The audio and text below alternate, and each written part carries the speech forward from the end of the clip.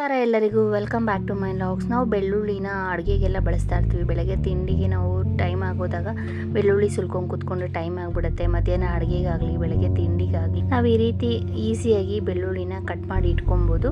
ಮೊದಲಿಗೆ ಬೆಳ್ಳುಳ್ಳಿ ತೊಗೊಂಡು ನಾನು ಒಂದು ಸ್ವಲ್ಪ ತುದಿನ ಆ ಕಡೆ ಈ ಕಡೆ ಕಟ್ ಮಾಡ್ಕೊತಾ ಇದ್ದೀನಿ. ಅಷ್ಟು ಬೆಳ್ಳುಳ್ಳಿ ಸುಲ್ಕೋತೀವೋ ಅಷ್ಟು ಬೆಳ್ಳುಳ್ಳಿನ ಈ ರೀತಿ ಬೆಳ್ಳುಳ್ಳಿನ ತೊಗೊಂಡು ಮಧ್ಯಕ್ಕೆ ಈ ರೀತಿ ಕಟ್ ಮಾಡ್ಕೋಬೇಕು. ಚಾಕುಯಿಂದ ಕಟ್ ಮಾಡ್ಕೊಂಡಾಗ ಅದು ಬೆಳ್ಳುಳ್ಳಿ ಎಸ್ಲುಗಳು ಓಪನ್ ಆಗುತ್ತೆ. ಫುಲ್ಲು ಸಣ್ಣದಾಗಿ ನಾವು ಕಟ್ ಮಾಡ್ಕೊಂಡಂಗಾಗುತ್ತೆ.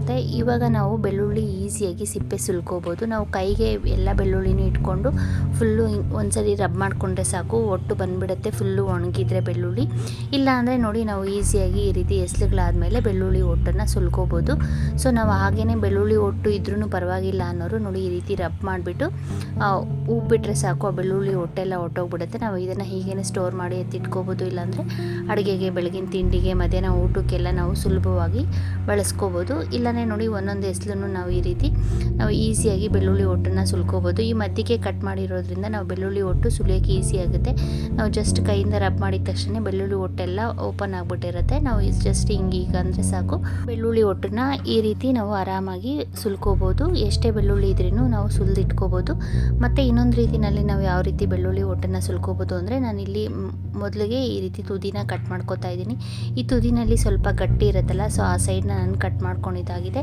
ಈ ರೀತಿ ಕಟ್ ಮಾಡ್ಕೊಂಡಿದ ತಕ್ಷಣ ಅದು ಎಸ್ಲುಗಳಾಗಿ ಬಂದುಬಿಡುತ್ತೆ. ಕೊನೆನ ಒಂದ್ಸರಿ ಈ ರೀತಿ ಕಟ್ ಮಾಡಿಕೊಂಡು ಒಂದೊಂದೇ ಬೆಳ್ಳುಳ್ಳಿ ತೊಗೊಂಡು ನಾವು ದಪ್ಪ ಎಸ್ಲಾಗಲಿ ಸಣ್ಣ ಎಸ್ಲಾಗಲಿ ನಾವು ಬೆಳ್ಳುಳ್ಳಿನ ಈ ರೀತಿ ತೊಗೊಂಡು, ನಾವು ಆಗಲೇ ಬೆಳ್ಳುಳ್ಳಿನ ಫುಲ್ ಬೆಳ್ಳುಳ್ಳಿ ತೊಗೊಂಡು ಮಧ್ಯಕ್ಕೆ ಕಟ್ ಮಾಡ್ಕೊಂಡಿದ್ವಲ್ಲ, ಈಗ ಒಂದೊಂದೇ ಎಸ್ಲನ್ನ ತೊಗೊಂಡು ಈ ರೀತಿ ಉದ್ದಕ್ಕೆ ಇಟ್ಕೊಂಡು ಆ ಮಧ್ಯಕ್ಕೆ ಈ ರೀತಿ ಕಟ್ ಮಾಡ್ಕೋಬೇಕು. ಕಟ್ ಮಾಡ್ಕೊಂಡಾಗ ನೋಡಿ ಈಸಿಯಾಗಿ ನಾವು ಬೆಳ್ಳುಳ್ಳಿ ಒಟ್ಟನ್ನು ಸುಲ್ಕೋಬೋದು. ಈ ರೀತಿ ನಾವು ಎಷ್ಟೇ ಬೆಳ್ಳುಳ್ಳಿ ಇದ್ರೂ ನಾವು ಈ ರೀತಿ ಮಧ್ಯಕ್ಕೆ ಕಟ್ ಮಾಡಿದ ತಕ್ಷಣ ಆ ಎಸಳನ್ನ ಆ ಒಟ್ಟು ಬಂದುಬಿಡುತ್ತೆ. ಈಸಿಯಾಗಿ ನಾವು ಸುಲ್ಕೋಬೋದು. ನೋಡಿ, ಮೇಲೆ ತುದಿನ ನಾವು ಚಾಕುವಿಂದ ಈ ರೀತಿ ತೆಗೆದುಬಿಟ್ರೂ ಸಹ ನಾವು ಈಸಿಯಾಗಿ ಬೆಳ್ಳುಳ್ಳಿ ಒಟ್ಟನ್ನು ಸುಲ್ಕೋಬೋದು. ಇಲ್ಲಾಂದರೆ ನೋಡಿ, ಅದು ತುಂಬ ಹೊಸ ಬೆಳ್ಳುಳ್ಳಿ ಆದರೆ ನಾವು ಸುಲಿಯೋಕ್ಕೆ ತುಂಬ ಕಷ್ಟ ಆಗುತ್ತೆ. ಆವಾಗ ನಾವು ಈ ರೀತಿ ಮಧ್ಯಕ್ಕೆ ಬೆಳ್ಳುಳ್ಳಿ ಎಸ್ಲನ್ನ ಇಟ್ಕೊಂಡು ಈ ರೀತಿ ಕಟ್ ಮಾಡ್ಕೊಂಡಿದ ತಕ್ಷಣ ಆ ಕಡೆ ಈ ಕಡೆ ಬೆಳ್ಳುಳ್ಳಿ ಎಸ್ಲಿಂದ ಒಟ್ಟು ಬಂದುಬಿಡುತ್ತೆ. ಈಸಿಯಾಗಿ ಈ ರೀತಿ ನಾವು ಎಷ್ಟು ಬೆಳ್ಳುಳ್ಳಿ ಇದ್ರೂ ಸುಲಿದು ಎತ್ತಿಟ್ಕೋಬೋದು. ನಾವು ಫ್ರೀಯಾಗಿದ್ದಾಗ ನೈಟ್ ಟೈಮ್ಸು ಎಲ್ಲ ಅಡುಗೆ ಎಲ್ಲ ಆದಮೇಲೆ, ಊಟ ಎಲ್ಲ ಆದಮೇಲೆ ಫ್ರೀ ಇದ್ದಾಗ ನಾವು, ಅಥವಾ ಮಧ್ಯಾಹ್ನದ ಹೊತ್ತು ಯಾವಾಗಲಾದರೂ ಫ್ರೀ ಇದ್ದಾಗ ಈ ರೀತಿ ಬೆಳ್ಳುಳ್ಳಿ ಒಟ್ಟನ್ನೆಲ್ಲ ಸುಲಿದು ಎತ್ತಿಟ್ಕೊಂಡ್ಬಿಟ್ರೆ ಬೆಳಗ್ಗೆ ತಿಂಡಿಗೆ ನಮಗೆ ಈಸಿ ಆಗುತ್ತೆ. ಬೇಗ ಕೆಲಸ ಆಗುತ್ತೆ. ನಾವು ಮೊದಲೇ ಬೆಳ್ಳುಳ್ಳಿ ಒಟ್ಟನ್ನು ಬಿಡಿಸಿ ಸ್ಟೋರ್ ಮಾಡಿ ಎತ್ತಿಟ್ಕೊಂಡ್ರೆ. ಸೊ ನೋಡಿ, ನಾನಿಲ್ಲಿ ಈ ರೀತಿ ಈಸಿಯಾಗಿ ಬೆಳ್ಳುಳ್ಳಿ ಒಟ್ಟನ್ನು ಬಿಡಿಸಿ ಎತ್ತಿಟ್ಕೋತಾ ಇದ್ದೀನಿ. ನಾವು ಈ ರೀತಿ ಕಟ್ ಮಾಡಿಕೊಂಡು ಬೆಳ್ಳುಳ್ಳಿನ ಸುಲ್ಕೋಬೋದು. ಅದೇ ರೀತಿ ನಾನು ಒಂದು 4ರಿಂದ 5 ಬೆಳ್ಳುಳ್ಳಿನ ಜಾಸ್ತಿನ ಕಟ್ ಮಾಡಿ ನಾವು ಒಂದು ಗ್ಲಾಸ್ ಜಾರ್ ಬಾಟ್ಲಲ್ಲಿ ಹಾಕಿ ಸ್ಟೋರ್ ಮಾಡಿ ಎತ್ತಿಟ್ಕೋತಾ ಇದ್ದೀನಿ ಫ್ರಿಜ್ಜಲ್ಲಿ. ಈ ರೀತಿ ನಾವು ಫ್ರೀ ಆಗಿದ್ದಾಗ ಬೆಳ್ಳುಳ್ಳಿ ಒಟ್ಟನ್ನು ಸುಲಿದು ಎತ್ತಿಟ್ಕೊಂಡ್ಬಿಟ್ರೆ ನಮಗೆ ಅಡುಗೆ ಕೆಲಸ ಈಸಿ ಆಗುತ್ತೆ. ನಮ್ಮ ಮನೆಗಳಲ್ಲಿ ನಾವು ಸಾಮಾನ್ಯವಾಗಿ ಬೆಳಗ್ಗೆ ತಿಂಡಿಗಾಗಲಿ ಮಧ್ಯಾಹ್ನ ಊಟಕ್ಕಾಗಲಿ ಸಾಂಬಾರಿಗೆ ಬೆಳ್ಳುಳ್ಳಿ ಬಳಸ್ತಾ ಇರ್ತೀವಿ. ನಾವು ತುಂಬ ಅಡುಗೆಗಳಿಗೆ ಬಳಸೋದ್ರಿಂದ ನಾವು ಈ ರೀತಿ ಬೆಳ್ಳುಳ್ಳಿ ಒಟ್ಟನ್ನು ಸುಲಿದ್ಬಿಟ್ಟು, ನಾವು ಗ್ಲಾಸ್ ಬಾಟಲ್ಸ್ ಇರುತ್ತೆ, ಜಾಮ್ ಬಾಟ್ಲೆಲ್ಲ ತಂದಿಟ್ಟಿರ್ತೀವಲ್ಲ, ಆ ಬಾಟ್ಲನ್ನ ಬಿಸಾಡೋ ಬದಲು ಈ ರೀತಿ ನಾವು ಸ್ಟೋರ್ ಮಾಡೋದಕ್ಕೆ ಬಳಸ್ಕೋಬೋದು. ಈ ರೀತಿ ನಾವು ಒಂದು ವಾರ 15 ದಿವಸದವರೆಗೂ ನಾವು ಸ್ಟೋರ್ ಮಾಡಿ ಎತ್ತಿಟ್ಕೋಬೋದು. ಬೆಳ್ಳುಳ್ಳಿ ಯಾವುದೇ ಕಾರಣಕ್ಕೂ ಹಾಳಾಗಲ್ಲ. ನೆಕ್ಸ್ಟ್ ಟಿಪ್ ಬಂದು, ನಾನು ಇಲ್ಲಿ ಈರುಳ್ಳಿ ಕಟ್ ಮಾಡ್ಕೋತಾ ಇದ್ದೀನಿ. ಈರುಳ್ಳಿ ಒಟ್ಟು ಸುಲಿದಾದ್ಮೇಲೆ ಇವಾಗ ಈ ಸೀಸನಲ್ಲಿ ಈ ರೀತಿ ಕೆಂಪು ಈರುಳ್ಳಿ ತಂದಾಗ ಮೇಲೆ ಎಲ್ಲ ಕಪ್ಪಗೆ ಆಗ್ಬಿಟ್ಟಿರುತ್ತೆ, ಅದು ಬೂಸ್ಟ್ ಬಂದಂಗೆ ಆಗ್ಬಿಟ್ಟಿರುತ್ತೆ.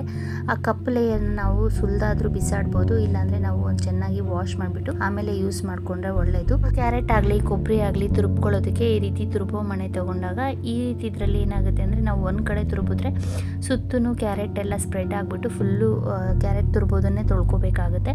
ಮತ್ತು ಸುತ್ತೂ ಅಂಟ್ಕೊಂಡ್ಬಿಡುತ್ತೆ ಕ್ಯಾರೆಟ್ ಎಲ್ಲ ಆಗಲಿ ಕೊಬ್ಬರಿ ಆಗಲಿ. ಸೊ ಆ ರೀತಿ ಆಗದೆ ಇರೋ ಹಾಗೆ ನಾವು ಒಂದು ನ್ಯೂಸ್ ಪೇಪರು ಅಥವಾ ಈ ರೀತಿ ಒಂದು A4 ಶೀಟ್ ಪೇಪರ್ ಆಗಲಿ ಅಥವಾ ಫಾಯಿಲ್ ಪೇಪರ್ ಇದ್ದರೆ ಆ ಫಾಯಿಲ್ ಪೇಪರ್ನೇ ಈ ರೀತಿ ತುರ್ಬೋದ್ರೊಳಗಡೆ ಸೇರಿಸ್ಬಿಟ್ಟು ನಾವು ಈ ರೀತಿ ತುರ್ಬ್ಕೊಳ್ಳೋದ್ರಿಂದ ಸುತ್ತೂ ಆ ಕ್ಯಾರೆಟ್ ಎಲ್ಲ ಹೋಗಿ ಅಂಟ್ಕೊಳ್ಳೋದು ಕಮ್ಮಿ ಆಗುತ್ತೆ. ಸೊ ಒಂದೇ ಸೈಡು ನಾವು ತುರ್ಬೋದೆಲ್ಲ ಆ ಪೇಪರಲ್ಲಿ ಬೀಳೋದ್ರಿಂದ ಹಾಗೆ ನಾವು ತೆಗೆದು ನಾವು ನೀಟಾಗಿ ನಾವು ಯೂಸ್ ಮಾಡ್ಬೋದು. ಸೊ ಈ ಟಿಪ್ಸನ್ನು ಬಳಸ್ಕೊಂಡು ನಾವು ಈಸಿಯಾಗಿ ಕ್ಯಾರೆಟ್ ಆಗಲಿ ಅಥವಾ ಕೊಬ್ಬರಿ ಆಗಲಿ ತುರುಬ್ಕೊಂಡು ಆ ಸುತ್ತೂ ಆಗದೆ ಇರೋ ಹಾಗೆ ನೋಡ್ಕೋಬೋದು. ಮತ್ತು ತೊಳೆಯೋದಕ್ಕೂ ನಮಗೆ ಈಸಿ ಆಗುತ್ತೆ. ಇಲ್ಲಾಂದರೆ ನಾವು ಕ್ಯಾರೆಟ್ ತುರುಬ್ಕೊಂಡಾಗ ಸುತ್ತೂ ಹೋಗಿ ಅಂಟ್ಕೊಂಡ್ಬಿಡುತ್ತೆ. ನಾವು ಸುತ್ತೂ ಕ್ಲೀನ್ ಮಾಡ್ಕೋಬೇಕಾಗುತ್ತೆ. ಈ ರೀತಿ ತುರುಬ್ಕೊಳ್ಳುವಾಗ ಒಳಗಡೆಗೆ ಒಂದು ಫಾಯಿಲ್ ಪೇಪರ್ ಆಗಲಿ ಅಥವಾ ಈ ರೀತಿ ಒಂದು ಪೇಪರ್ ಆಗಲಿ ಇಟ್ಟು ತುರುಬ್ಕೊಳ್ಳೋದ್ರಿಂದ ಸುತ್ತೂ ಅಂಟ್ಕೊಳ್ಳಲ್ಲ. ಕ್ಯಾರೆಟ್ ತುರಿ ಪೇಪರಲ್ಲೇ ಬೀಳೋದ್ರಿಂದ ಈಸಿಯಾಗಿ ಕ್ಲೀನ್ ಮಾಡ್ಕೋಬೋದು. ಮತ್ತು ತುರಿಬಿರೋ ಕ್ಯಾರೆಟ್ ಎಲ್ಲ ಈ ರೀತಿ ಒಂದು ಪೇಪರಲ್ಲಿ ಇದಿರುತ್ತೆ. ತುರ್ಬೋ ಸ್ಟ್ಯಾಂಡನ್ನು ಕ್ಲೀನ್ ಮಾಡ್ಕೊಳ್ಳೋದಕ್ಕೆ ಈಸಿ ಆಗುತ್ತೆ. ಈ ಟಿಪ್ಸ್ ಎಲ್ಲರಿಗೂ ಯೂಸ್ಫುಲ್ ಆಗ್ಬೋದು ಅಂದ್ಕೊಂಡಿದ್ದೀನಿ. ನೆಕ್ಸ್ಟ್ ಟಿಪ್ ಬಂದು ನಾವು ಅಡುಗೆಗೆ ಅಂತ ಈ ರೀತಿ ಮನೆಯಲ್ಲಿ ಹಸಿಮೆಣ್ಸಿನ್ಕಾಯಿ 1/4 kg ಅರ್ಧ kg ಸ್ವಲ್ಪ ಜಾಸ್ತಿ ತಂದ ತಕ್ಷಣ ಹಸಿಮೆಣ್ಸಿನ್ಕಾಯಿನ ಒಂದ್ಸರಿ ವಾಶ್ ಮಾಡಿಬಿಟ್ಟು ಅದು ಸ್ವಲ್ಪ ಡ್ರೈ ಆದಮೇಲೆ ಈ ರೀತಿ ತೊಟ್ಟುಗಳನ್ನೆಲ್ಲ ಬಿಡಿಸಿಬಿಟ್ಟು ಆಮೇಲೆ ನಾವು ಫ್ರಿಜ್ಜಲ್ಲಿ ಸ್ಟೋರ್ ಮಾಡಿ ಇಟ್ಕೊಂಡ್ರೆ ಒಳ್ಳೆಯದು. ನಮಗೆ ಕೆಲಸನೂ ಬೇಗ ಆಗುತ್ತೆ ಮತ್ತು ಹಸಿಮೆಣ್ಸಿನ್ಕಾಯಿ ಫ್ರೆಶ್ ಆಗಿರುತ್ತೆ, ಯಾವುದೇ ಕಾರಣಕ್ಕೂ ಹಾಳಾಗದೇ ಇರೋ ಹಾಗೆ ನಾವು ಸ್ಟೋರ್ ಮಾಡಿ ಇಟ್ಕೋಬೋದು. ಹಸಿಮೆಣ್ಸಿನ್ಕಾಯಲ್ಲಿ ತೊಟ್ಟುಗಳೆಲ್ಲ ಬಿಡಿಸ್ಕೊಂಡಿದ್ದಾಗಿದೆ. ಈಗ ನಾನು ಈ ರೀತಿ ಒಂದು ಫ್ರಿಜ್ಜಲ್ಲಿ ಇಡೋದಕ್ಕೆ ಅಂತ ಬಾಕ್ಸ್ ತೊಗೊಂಡಿದ್ದೀನಿ. ಈ ರೀತಿ ಒಂದು ಪ್ಲಾಸ್ಟಿಕ್ ಬಾಕ್ಸ್ ತೊಗೊಂಡು ಅದರಲ್ಲಿ ಈ ರೀತಿ ಒಂದು ಟಿಶ್ಯೂ ಪೇಪರ್ ಆಗಲಿ ಅಥವಾ ನ್ಯೂಸ್ ಪೇಪರ್ನೇ ಆಗಲಿ ಬಾಕ್ಸು ಕೆಳಗಡೆಗೆ ಹಾಕ್ಬಿಟ್ಟು ಅದ್ರ ಮೇಲೆ ನಾವು ಬಿಡಿಸಿಟ್ಕೊಂಡಿರೋ ಹಸಿಮೆಣ್ಸಿನ್ಕಾಯಿನೆಲ್ಲ ಹಾಕಿ ಮೇಲೆ ನಾವು ಅಲ್ಲಲ್ಲಿ ಒಂದು ಪೇಪರ್ ಆದರೂ ಹಾಕ್ಬೋದು, ಇಲ್ಲಾಂದರೆ ಟಿಶ್ಯೂ ಪೇಪರ್ನ ಕ್ಲೋಸ್ ಮಾಡಿ ಇಡ್ಬೋದು. ನಾನಿಲ್ಲಿ ಕೆಳಗಡೆ ಟಿಶ್ಯೂ ಪೇಪರ್ ಹಾಕಿರೋದ್ರಿಂದ ಮೇಲೆ ಹಾಕೋತಾ ಇಲ್ಲ.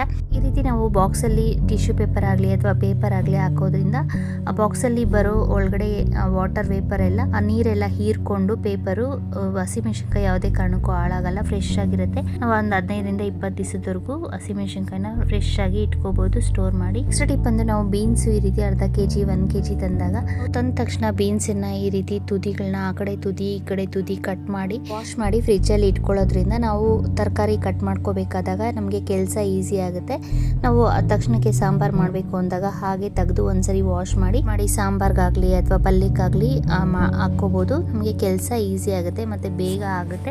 ಇದನ್ನೆಲ್ಲ ಈ ರೀತಿ ಬಿಡಿಸ್ಕೊಂಡಾದ್ಮೇಲೆ ಇಲ್ಲಿ ನಾನು ಒಂದು ಬಾಕ್ಸ್ ತೊಗೊಂಡಿದ್ದೀನಿ. ನಾವು ಫ್ರಿಜ್ಜಲ್ಲಿ ಈ ರೀತಿ ಸ್ಟೋರ್ ಮಾಡಿ ಇಟ್ಕೊಂಡ್ರೆ 15ರಿಂದ 20 ದಿವಸ ಅಥವಾ ತಿಂಗಳವರೆಗೂ ಸಹ ಬೀನ್ಸು ಹಾಳಾಗಲ್ಲ, ಫ್ರೆಶ್ ಆಗಿ ಹಾಗೆ ಇರುತ್ತೆ. ಒಂದು ಬಾಕ್ಸ್ ತೊಗೊಂಡು ಅದರಲ್ಲಿ ಕೆಳಗಡೆಗೆ ಈ ರೀತಿ ಒಂದು ಪೇಪರು ಟಿಶ್ಯೂ ಪೇಪರ್ ಹಾಕ್ಕೊಂಡಿದ್ದೀನಿ. ನಾನಿಲ್ಲಿ ಟಿಶ್ಯೂ ಪೇಪರ್ ಆದರೂ ಹಾಕ್ಕೋಬೋದು ಅಥವಾ ನ್ಯೂಸ್ ಪೇಪರ್ ಆಗಲಿ A4 ಶೀಟ್ ಆಗಲಿ ಹಾಕ್ಬಿಟ್ಟು ಅದ್ರ ಮೇಲೆ ನಾವು ಈ ರೀತಿ ಬೀನ್ಸನ್ನು ಇಟ್ಬಿಟ್ಟು ನಾವು ಎಷ್ಟು ತೊಗೊಂಬಂದಿದ್ವೋ ಆ ಬೀನ್ಸನ್ನ ಇಡ್ಬೋದು. ಇದೇ ರೀತಿ ನಾವು ಬಾಕ್ಸಲ್ಲಿ ಇಡಿಲ್ಲ ಅಂದರೆ ಕವರಲ್ಲೂ ಸಹ ನಾವು ಒಂದು ಪೇಪರ್ ಹಾಕ್ಬಿಟ್ಟು ಅದರಲ್ಲಿ ಈ ರೀತಿ ಸುತ್ತಬಿಟ್ಟು ಇಡೋದ್ರಿಂದ ಬಾಕ್ಸ್ ಒಳಗಡೆ ಆಗಲಿ ಅಥವಾ ಕವರಲ್ಲೇ ಆಗಲಿ ನಾವು ಪೇಪರ್ ಸುತ್ತಿ ಇಡೋದ್ರಿಂದ ಬೀನ್ಸಲ್ಲಿ ಬರೋ ನೀರೆಲ್ಲ ಅಂಶನೆಲ್ಲ ಹೀರ್ಕೊಳ್ಳುತ್ತೆ. ಸೊ ಆಗ ನಾವು 15ರಿಂದ 20 ದಿವಸ ಅಥವಾ ತಿಂಗಳವರೆಗೂ ಸಹ ನಾವು ಬೀನ್ಸನ್ನು ಫ್ರೆಶ್ ಆಗಿ ಇಟ್ಕೋಬೋದು. ಈ ರೀತಿ ನಾವು ಫ್ರಿಜ್ಜಲ್ಲಿ ಸ್ಟೋರ್ ಮಾಡಿ ಇಟ್ಕೊಂಡ್ರೆ. ಇದೇ ರೀತಿ ಸೋರೆಕಾಯಿ ತೊಗೊಂಡಿದ್ದೀನಿ. ಸೋರೆಕಾಯಿನ ನಾವು ಈ ರೀತಿ ಒಂದು ಕವರ್ ತೊಗೊಂಡು ಅದರಲ್ಲಿ ಫುಲ್ಲು ಕವರ್ ಒಳಗಡೆ ಇಟ್ಬಿಟ್ಟು ಈ ರೀತಿ ಸುತ್ತಬಿಟ್ಟು ಇಡೋದ್ರಿಂದ ಸೋರೆಕಾಯಿ ನಾವು 1 ವಾರ 15 ದಿವಸದವರೆಗೂ ಫ್ರೆಶ್ ಆಗಿ ಇಟ್ಕೋಬೋದು, ಯಾವುದೇ ಕಾರಣಕ್ಕೂ ಹಾಳಾಗಲ್ಲ. ನೆಕ್ಸ್ಟ್ ಟಿಪ್ಸ್ ಬಂದು ಈಗ ಈ ರೀತಿ ಕೆಂಪು ಈರುಳ್ಳಿ ಬರುತ್ತೆ. ಈ ಈರುಳ್ಳಿ ಬೇಗ ಒಳಗಡೆನೇ ಕುಲ್ಲೋಗ್ಬಿಟ್ಟಿರುತ್ತೆ, ತುದಿಗಳೆಲ್ಲ ಮೆತ್ತಗೆ ಆಗಿಬಿಡುತ್ತೆ. ಸೊ ಅದಕ್ಕೆ ನಾವು ಈರುಳ್ಳಿ ತಂದ ತಕ್ಷಣ ನಾವು 1-2 ದಿವಸ ಆದ್ರೂ ಬಿಸಿಲಲ್ಲಿ ಅದನ್ನು ಡೈಲಿ ಒಂದು ½ an hour ಬಿಸಿಲಿಗೆ ಹಾಕಿ ಒಣಗಿಸಿ ಎತ್ತಿಟ್ಕೊಂಡ್ರೆ ಒಳ್ಳೆಯದು. ಬುಟ್ಟಿನಲ್ಲಿ ಇಡೋದಕ್ಕಿಂತ ಈ ರೀತಿ ನಾವು ತರಕಾರಿ ಎಲ್ಲ ತರಿಸಿದಾಗ ಈ ರೀತಿ ಒಂದು ಕವರ್ ಬರುತ್ತೆ, ನೆಟ್ಟೆಡ್ ಕವರ್ಸ್ ಬರುತ್ತಲ್ಲ, ಈ ಕವರಲ್ಲಿ ಹಾಕ್ಬಿಟ್ಟು ನಾವು ಗಂಟು ಹಾಕ್ಬಿಟ್ಟು ಎತ್ತಿಟ್ಬಿಟ್ರೆ ಗಾಳಿ ಚೆನ್ನಾಗಿ ಆಡೋದ್ರಿಂದ ಈರುಳ್ಳಿ ಫ್ರೆಶ್ ಆಗಿರುತ್ತೆ, ಯಾವುದೇ ಕಾರಣಕ್ಕೂ ಹಾಳಾಗಲ್ಲ. ಈ ರೀತಿ ನಾವು ವೇಸ್ಟು ಅಂತ ಬಿಸಾಡೋ ಬ್ಯಾಗ್ಸ್ನ ನಾವು ಯೂಸ್ ಮಾಡ್ಕೋಬಹುದು. ಇದರಲ್ಲಿ ಈರುಳ್ಳಿ ಆದರೂ ಸ್ಟೋರ್ ಮಾಡಿ ಇಟ್ಕೋಬಹುದು ಅಥವಾ ಬೆಳ್ಳುಳ್ಳಿನೂ ಸಹ ಈ ರೀತಿ ನಾವು ಗಂಟು ಹಾಕ್ಬಿಟ್ಟು ಸ್ಟೋರ್ ಮಾಡಿ ಎತ್ತಿಡೋದಕ್ಕೆ ಚೆನ್ನಾಗಿರುತ್ತೆ. ನೆಕ್ಸ್ಟ್ ಟಿಪ್ ಬಂದು ಇದು ಒಂದು ಹನಿ ಬಾಟಲು. ನಾವು ಜೇನುತುಪ್ಪ ತಂದಾಗ ಈ ರೀತಿ ಬಾಟಲ್ಸ್ ಬರುತ್ತೆ. ಇದು ಚಿಕ್ಕ ಬಾಟ್ಲ್ ಆಗಿರೋದ್ರಿಂದ ನಾವು ಡೀಪ್ ಫ್ರೈ ಎಲ್ಲ ಮಾಡಿದಾಗ ಆ ಎಣ್ಣೆನ ಸ್ಟೋರ್ ಮಾಡೋದಕ್ಕೆ ಈ ಬಾಟಲ್ನ ಬಳಸ್ಬೋದು.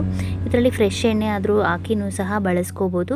ಇದಕ್ಕೆ ಮೇಲೆ ಕ್ಯಾಪಲ್ಲಿ ಒಂದು ಸಣ್ಣ ಹೋಲ್ ಬಂದಿರೋದ್ರಿಂದ ಇದನ್ನು ಲಿಡ್ಡನ್ನ ಕ್ಲೋಸ್ ಮಾಡಿ ನಾವು ಆ ಲಿಡ್ಡನ್ನ ಈ ರೀತಿ ತಿರುಗಿಸ್ಬಿಟ್ಟು ಎಣ್ಣೆ ಹಾಕ್ಕೊಳ್ಳೋದಕ್ಕೆ ದೋಸೆ ತವಾ ಮೇಲೆ ಆಗಲಿ ಅಥವಾ ಒಗ್ಗರಣೆಗಳಿಗೆಲ್ಲ ಸ್ವಲ್ಪ ಎಣ್ಣೆ ಹಾಕ್ಕೊಂಡು ಯೂಸ್ ಮಾಡೋದಕ್ಕೆ ಈ ಬಾಟಲ್ ತುಂಬ ಚೆನ್ನಾಗಿರುತ್ತೆ. ವೇಸ್ಟು ಅಂತ ಬಿಸಾಡೋ ಬದಲು ಈ ಬಾಟಲ್ನ ಈ ರೀತಿ ಯೂಸ್ ಮಾಡ್ಕೋಬೋದು. ನೋಡಿ, ಈ ರೀತಿ ಮೇಲೆ ಕ್ಯಾಪ್ ಒಂದು ಕೊಟ್ಟಿರ್ತಾರೆ, ಅದನ್ನು ಸ್ವಲ್ಪ ಲೂಸ್ ಮಾಡಿದ್ರೆ ಸ್ವಲ್ಪ ಎಣ್ಣೆನೇ ನಮಗೆ ಎಷ್ಟು ಬೇಕೋ ಅಷ್ಟನ್ನು ನಾವು ಬಳಸ್ಕೋಬೋದು. ಈ ಬಾಟಲ್ನ ಈ ರೀತಿ ನಾವು ರಿಯೂಸ್ ಮಾಡ್ಕೋಬೋದು. ಈ ರೀತಿ ಬಾಟಲ್ಸ್ನ ರಿಯೂಸ್ ಮಾಡೋದ್ರಿಂದ ನಾವು ಎಣ್ಣೆನೂ ಸಹ ವೇಸ್ಟ್ ಆಗಲ್ಲ, ಎಷ್ಟು ಬೇಕೋ ಅಷ್ಟು ಎಣ್ಣೆನ ಬಳಸ್ಕೋಬೋದು. ನಾನು ಸಹ ಉಳಿತಾಯ ಆಗುತ್ತೆ ನಾವು ಆಯಿಲ್ ಬಾಟ್ಲು ತರೋದಕ್ಕಿಂತ ಈ ರೀತಿ ಬಾಟಲ್ಸ್ನ ಬಳಸೋದ್ರಿಂದ. ನೆಕ್ಸ್ಟ್ ಟಿಪ್ ಬಂದು ನಾವು ಮಕ್ಕಳಿಗೆ ವಾಟರ್ ಬಾಟಲ್ನ ಯಾವಾಗಲೂ ನೀರು ತುಂಬಿ ಕೊಡ್ತಾ ಇರ್ತೀವಿ, ಅದನ್ನು ಕ್ಲೀನ್ ಮಾಡ್ತಾನೆ ಇರಬೇಕು. ಸ್ಟೀಲ್ ವಾಟರ್ ಬಾಟ್ಲ್ ಆಗಲಿ ಅಥವಾ ಪ್ಲಾಸ್ಟಿಕ್ ವಾಟರ್ ಬಾಟ್ಲ್ ಆಗಲಿ ಕ್ಲೀನ್ ಮಾಡಲಿಲ್ಲ ಅಂದರೆ ಸ್ಮೆಲ್ ಬಂದುಬಿಡುತ್ತೆ, ಒಳಗಡೆ ಎಲ್ಲ ಪಾಚಿ ಥರ ಕಟ್ಕೊಂಡ್ಬಿಡುತ್ತೆ. ನಾವು ಇದಕ್ಕೆ ಸೋಪು ಅಥವಾ ಲಿಕ್ವಿಡ್ ಹಾಕಿ ವಾಶ್ ಮಾಡಬೇಕು ಅಂತ ಏನಿಲ್ಲ. ಈ ರೀತಿ ನಾವು ಒಂದು ಸ್ವಲ್ಪ ಬೇಕಿಂಗ್ ಸೋಡಾ ಮತ್ತು ಇದಕ್ಕೆ ನಾನಿಲ್ಲಿ ನಿಂಬೆಹಣ್ಣು ರಸ ಹಾಕ್ಕೊಂಡಿದ್ದೀನಿ. ನಿಂಬೆಹಣ್ಣು ರಸ ಮತ್ತು ಸ್ವಲ್ಪ ಉಗುರು ಬೆಚ್ಚಗಿರೋ ನೀರು ಅಥವಾ ಬಿಸಿ ನೀರು ಹಾಕ್ಬಿಟ್ಟು ಈ ರೀತಿ ಚೆನ್ನಾಗಿ ಬಾಟಲ್ನ ಶೇಕ್ ಮಾಡಿ 1-2 ನಿಮಿಷ ಹಾಗೆ ಬಿಟ್ಟು ನಾವು ಮತ್ತೆ ಇದನ್ನು ಈ ರೀತಿ ಶೇಕ್ ಮಾಡಿ ವಾಶ್ ಮಾಡ್ಕೊಳ್ಳೋದ್ರಿಂದ ಅದ್ರ ಕೆಳಗಡೆ ಎಲ್ಲ ಗಲೀಜು ಇರೋದೆಲ್ಲ ನೀಟಾಗಿ ಬಂದುಬಿಡುತ್ತೆ. ಆ ನಿಂಬೆಹಣ್ಣು ರಸ ಹಾಕಿರೋದ್ರಿಂದ ಅದರಲ್ಲಿರೋ ಬ್ಯಾಕ್ಟೀರಿಯಾಸ್ ಎಲ್ಲ ಸತ್ತೋಗುತ್ತೆ ಮತ್ತು ಆ ಸ್ಮೆಲ್ಲು ಸಹ ಹೊಟ್ಟೋಗ್ಬಿಡುತ್ತೆ, ಘಮ್ ಅಂತ ಇರುತ್ತೆ, ಆ ಬ್ಯಾಡ್ ಸ್ಮೆಲ್ಲೆಲ್ಲ ಹೊಟ್ಟೋಗ್ಬಿಡುತ್ತೆ. ಈ ರೀತಿ ನಾವು ಆಗಾಗ ವಾಟರ್ ಬಾಟಲ್ನ ಕ್ಲೀನ್ ಮಾಡ್ತಾ ಇರಬೇಕು. ಒಳಗಡೆ ನೋಡಿ ಒಂದು ಚೂರು ಸಹ ಬ್ಯಾಡ್ ಸ್ಮೆಲ್ಲು ಸಹ ಇಲ್ಲ ಮತ್ತು ಒಳಗಡೆ ಇರೋ ಗಲೀಜೆಲ್ಲ ನೀಟಾಗಿ ಕ್ಲೀನ್ ಆಗುತ್ತೆ. ಈ ರೀತಿ ಕ್ಲೀನ್ ಮಾಡ್ಕೊಳ್ಳೋದ್ರಿಂದ ಈ ಟಿಪ್ಸ್ ಎಲ್ಲರಿಗೂ ಯೂಸ್ಫುಲ್ ಆಗುತ್ತೆ ಅಂದ್ಕೊಂಡಿದ್ದೀನಿ. ನಾವು ವಾಟರ್ ಬಾಟಲ್ನ ಕ್ಲೀನ್ ಮಾಡಾದ್ಮೇಲೆ ಈ ರೀತಿ ಬೋರ್ಲ್ ಹಾಕ್ಬಿಟ್ರೆ ಬಾಟ್ಲಲ್ಲಿರೋ ನೀರೆಲ್ಲ ಸುರಿದು ಬ್ಯಾಡ್ ಸ್ಮೆಲ್ ಬರದೇ ಇರೋ ಹಾಗೆ ಕಂಟ್ರೋಲ್ ಆಗುತ್ತೆ. ನೆಕ್ಸ್ಟ್ ಟಿಪ್ ಬಂದು ನಾನಿಲ್ಲಿ ಅರಿಶಿನ ತೊಗೊಂಡಿದ್ದೀನಿ. ನಾವು ಅಂಗಡಿಯಿಂದ ಪುಡಿ ಅರಿಶಿನ ತಂದು ಬಳಸ್ತಾ ಇರ್ತೀವಿ. ಫೇಸ್ ಪ್ಯಾಕ್ಗೆಲ್ಲ ಕೆಲವು ಸಲ ಆ ಅರಿಶಿನ ಬಳಸೋದಕ್ಕಿಂತ ಪಿಂಪಲ್ಸ್ ಆದಾಗ ಅಥವಾ ನಾವು ಮುಖಕ್ಕೆ ಅಪ್ಲೈ ಮಾಡ್ಕೋಬೇಕಾದ್ರೆ, ಹ್ಯಾಂಡ್ಸ್ಗೆಲ್ಲ ಅಪ್ಲೈ ಮಾಡ್ಕೋಬೇಕಾದ್ರೆ ಈ ರೀತಿ ಮನೆಯಲ್ಲಿ ಫ್ರೆಶ್ ಅರಿಶಿನ ಕೊಂಬಿದ್ರೆ ಅರಿಶಿನ ಕೊಂಬನ್ನು ಈ ರೀತಿ ಒಂದು ಕಲ್ಲು ತೊಗೊಂಡು ನಾವು ಗಂಧ ತೇಯ್ತೀವಲ್ಲ ಆ ಕಲ್ಲಾದರೂ ತೊಗೋಬೋದು. ಇಲ್ಲಾಂದರೆ ಈ ರೀತಿ ನಾವು ಕುಟ್ಟೋ ಕಲ್ಲು ಇರುತ್ತಲ್ಲ ಅದನ್ನ ಈ ಸೈಡಲ್ಲಾಗಲಿ ಈ ರೀತಿ ಒಂದು ಸ್ವಲ್ಪ ನೀರು ಹಾಕ್ಬಿಟ್ಟು ಅಥವಾ ರೋಸ್ ವಾಟರ್ ಹಾಕ್ಕೊಂಡು ಈ ರೀತಿ ಅರೆದ್ಬಿಟ್ಟು ನಾವು ಪಿಂಪಲ್ಸ್ಗೆ ಮತ್ತು ಫೇಸ್ಗೆ ಈ ರೀತಿ ಹ್ಯಾಂಡ್ಸ್ಗೆಲ್ಲ ಅಪ್ಲೈ ಮಾಡ್ಕೊಳ್ಳೋದ್ರಿಂದ ನಾವು ಶುದ್ಧವಾದ ಅರಿಶಿನ ಬಳಸ್ದಂಗೆ ಆಗುತ್ತೆ. ಮತ್ತು ನಮಗೆ ರಿಸಲ್ಟು ಸಹ ಒಳ್ಳೆ ರಿಸಲ್ಟ್ ಸಿಗುತ್ತೆ. ಈ ರೀತಿ ಪಿಂಪಲ್ಸ್ಗಾದರೂ ಹಚ್ಕೋಬೋದು, ಫೇಸ್ಗೂ ಸಹ ನಾವು ಈ ರೀತಿ ಅರೆದು ಅಪ್ಲೈ ಮಾಡ್ಕೋಬೋದು. ಕಸ್ತೂರಿ ಅರಿಶಿನ ಹಚ್ಕೊಂಡ್ರೆ ಒಳ್ಳೇದು. ಇಲ್ಲ ಅಂದಾಗ ಈ ರೀತಿ ಫ್ರೆಶ್ ಆಗಿ ಸಿಗೋ ಅರಿಶಿನ ಕೊಂಬನ್ನ ತಂದಿಟ್ಕೊಂಡು ಈ ರೀತಿ ತೇಯ್ದು ಹಚ್ಕೋಬೋದು. ನೆಕ್ಸ್ಟ್ ಟಿಪ್ ಬಂದು ನಾವು ಈ ರೀತಿ ಸಾಂಬಾರ್ ಪುಡಿ ಆಗಲಿ ಖಾರದ ಪುಡಿ ಆಗಲಿ ಜಾಸ್ತಿ ಕ್ವಾಂಟಿಟಿಲಿ ಆ ಪುಡಿ ಹಾಕಿಸ್ಕೊಂಡಾಗ ಅಥವಾ ಅಂಗಡಿಯಿಂದ ತಂದಾಗ ಪುಡಿ ಬೇಗ ಹಾಳಾಗದೆ ಇರೋ ಹಾಗೆ ಫ್ರೆಶ್ ಆಗಿರಬೇಕು ಅಂದರೆ ಅಥವಾ ಹುಳ ಏನು ಬೀಳದೆ ಇರೋ ಹಾಗೆ ನಾವು ಯಾವ ಡಬ್ಬದಲ್ಲಿ ಖಾರದ ಪುಡಿ, ಸಾಂಬಾರ್ ಪುಡಿ ಅಥವಾ ಅರಿಶಿನ ಪುಡಿ ಆಗಲಿ ಇಡ್ತೀವೋ ಆ ಡಬ್ಬದಲ್ಲಿ ಒಂದು ಸ್ವಲ್ಪ ಚಕ್ಕೆ ಪೀಸನ್ನ ತಗೊಂಡು ಆ ಚಕ್ಕೆ ಪೀಸನ್ನ ಈ ರೀತಿ ಖಾರದ ಪುಡಿ ಒಳಗಡೆ ಹಾಕ್ಬಿಟ್ಟು ನಾವು ಆ ಡಬ್ಬ ಲಿಡ್ಡನ್ನ ಕ್ಲೋಸ್ ಮಾಡಿ ಎತ್ತಿಡೋದ್ರಿಂದ ಚಕ್ಕೆ ಹಾಕಿರೋದ್ರಿಂದ ಹುಳ ಯಾವುದೇ ಕಾರಣಕ್ಕೂ ಬೀಳಲ್ಲ ಮತ್ತೆ ಫ್ರೆಶ್ ಆಗೂ ಇರುತ್ತೆ. ಯಾವುದೇ ಕಾರಣಕ್ಕೂ ಖಾರದ ಪುಡಿ ಬೇಗ ಹುಳ ಬಿದ್ದು ಹಾಳಾಗಲ್ಲ. ಟಿಪ್ ಬಂದು ನಾನಿಲ್ಲಿ ಒಂದು ಸ್ವಲ್ಪ ಕೊಬ್ಬರಿ ಎಣ್ಣೆ ತೊಗೊಂಡಿದ್ದೀನಿ. ಕೊಬ್ಬರಿ ಎಣ್ಣೆ ತೊಗೊಂಡು ಅದಕ್ಕೆ ನಾನಿಲ್ಲಿ ಕಸ್ತೂರಿ ಅರಿಶಿನ ಒಂದು ಸ್ವಲ್ಪ ಹಾಕ್ಕೋತಾ ಇದ್ದೀನಿ. ಅರಿಶಿನ ಇಲ್ಲ ಅಂದರೆ ನಾರ್ಮಲ್ ಅರಿಶಿನ ಆದರೂ ತೊಗೋಬೋದು. ನಾವು ಅಡುಗೆಗೆ ಬಳಸೋ ಅರಿಶಿನ ತೊಗೊಂಡು ಈ ರೀತಿ ನಾನು ಬೆರಳು ಸೊಂದಿಗಳಿಗೆ ಹಚ್ಕೋತಾ ಇದ್ದೀನಿ. ನಾವು ಕಾಲು ಬೆರಳು ಸೊಂದಿಗಾಗಲಿ ಅಥವಾ ಕೈ ಬೆರಳು ಸೊಂದಿಗಾಗಲಿ ಅಪ್ಲೈ ಮಾಡಿಕೊಂಡು ಇದನ್ನು ಹಾಗೆ ಬಿಟ್ಟು ಒಂದು ಹಾಫ್ ಆನ್ ಅವರ್ 1 ಅವರ್ ಬಿಟ್ಟು ನಾವು ವಾಶ್ ಮಾಡ್ಕೋಬೋದು. ಈ ರೀತಿ ನಾವು ಅಪ್ಲೈ ಮಾಡ್ಕೊಳ್ಳೋದ್ರಿಂದ ನಮಗೆ ಬೆರಳು ಸೊಂದಿಗಳಲ್ಲಿ ಕೆಲವು ಸಲ ತುಂಬ ನಾವೇ ಆಗಿಬಿಟ್ಟು ಸಣ್ಣ ಸಣ್ಣ ಗುಳ್ಳೆ ಬರ್ತಾ ಇರುತ್ತೆ. ಕೆಲವು ಸಲ ಬಟ್ಟೆ ವಾಶ್ ಮಾಡಿದಾಗ ಸೋಪ್ ಬಳಸಿ ವಾಶ್ ಮಾಡ್ತೀವಲ್ಲ ಆ ಸೋಪಿಂದನೂ ಸಹ ನಮಗೆ ಆ ಕೈಗಳಿಗೆ ಸ್ಕಿನ್ಗೆ ಅದು ನಮ್ಗೆ ಅಡ್ಜಸ್ಟ್ ಆಗದಿರ ನಮ್ಮ ಸ್ಕಿನ್ನಲ್ಲಿ ಬೆರಳುಗಳ ಸೊಂದಿ ಎಲ್ಲ ನವೆ ಆಗ್ತಾ ಇರುತ್ತೆ. ಸೊ ಅದಕ್ಕೂ ಸಹ ಈ ರೀತಿ ನಾವು ರೆಮಿಡಿನ ಟ್ರೈ ಮಾಡ್ಬೋದು. ತುಂಬ ನೀರಲ್ಲಿ ಕೈ ಆಡಿಸಿದ್ರು ಸಹ ಇದೇ ರೀತಿ ಆಗುತ್ತೆ. ಸೊ ಅವಾಗಲೂ ಸಹ ಈ ರೀತಿ ಅರಿಶಿನ ನಾವು ಕೊಬ್ಬರಿ ಎಣ್ಣೆ ಜೊತೆ ಮಿಕ್ಸ್ ಮಾಡಿ ಹಚ್ಚೋದ್ರಿಂದ ಆ ನವೆ ಕಮ್ಮಿ ಆಗ್ತಾ ಬರುತ್ತೆ. ನೆಕ್ಸ್ಟ್ ಟಿಪ್ ಬಂದು ಇಲ್ಲಿ ಫ್ರಿಡ್ಜ್ ಹ್ಯಾಂಡಲ್ಗಾಗಲಿ ಅಥವಾ ಫ್ರಿಡ್ಜ್ ಹ್ಯಾಂಡಲ್ ಹೊಟ್ಟೋಗ್ಬಿಟ್ಟಿದ್ರೆ ನಾವು ಈ ರೀತಿ ಡೋರ್ನ ಹಿಡ್ಕೊಂಡು ನಾವು ಓಪನ್ ಮಾಡೋದು ಕ್ಲೋಸ್ ಮಾಡೋದು ಮಾಡ್ತಾ ಇರ್ತೀವಿ. ಅವಾಗ ನಾವು ವೆಟ್ ಕೈಯಿಂದ ಮುಟ್ಟೋದ್ರಿಂದ ಫ್ರಿಡ್ಜ್ ಡೋರು ಬೇಗ ಗಲೀಜಾಗ್ಬಿಡುತ್ತೆ. ಸೊ ಆ ರೀತಿ ಆಗದೆ ಇರೋ ಹಾಗೆ ಡೋರ್ ಹ್ಯಾಂಡಲ್ಗಾಗಲಿ ಅಥವಾ ಈ ರೀತಿ ಮೇಲೆ ಡೋರ್ಗಾಗಲಿ ನಾವು ಒಂದು ಕರ್ಚೀಫನ್ನ ಹಾಕಿ ಇಟ್ಬಿಟ್ರೆ ನಾವು ಡೋರ್ ಓಪನ್ ಮಾಡಿ ಕ್ಲೋಸ್ ಮಾಡಿದಾಗ ಆ ಡೋರ್ ಬೇಗ ಗಲೀಜಾಗಲ್ಲ, ನೀಟಾಗಿರುತ್ತೆ. ಸೊ ನಾವು ಇದೇ ರೀತಿ ನಾವು ಕೆಳಗಡೆಗೆ ಒಂದು ಡಬಲ್ ಸೈಡೆಡ್ ಟೇಪ್ ಹಾಕಿ ಅಂಟಿಸ್ಬಿಟ್ರೆ ಆ ಕರ್ಚೀಫು ಸಹ ಬಿತ್ತೋಗಲ್ಲ, ನೀಟಾಗಿ ಹಾಗೆ ಇರುತ್ತೆ. ಈ ಟಿಪ್ಸ್ ಎಲ್ಲರಿಗೂ ಯೂಸ್ಫುಲ್ ಆಗುತ್ತೆ ಅಂದ್ಕೊಂಡಿದ್ದೀನಿ. ವಿಡಿಯೋ ನಿಮ್ಗೆ ಇಷ್ಟ ಆದರೆ ಪ್ಲೀಸ್ ಲೈಕ್ ಮಾಡಿ, ಶೇರ್ ಮಾಡಿ, ಸಬ್ಸ್ಕ್ರೈಬ್ ಮಾಡಿ. Thank you.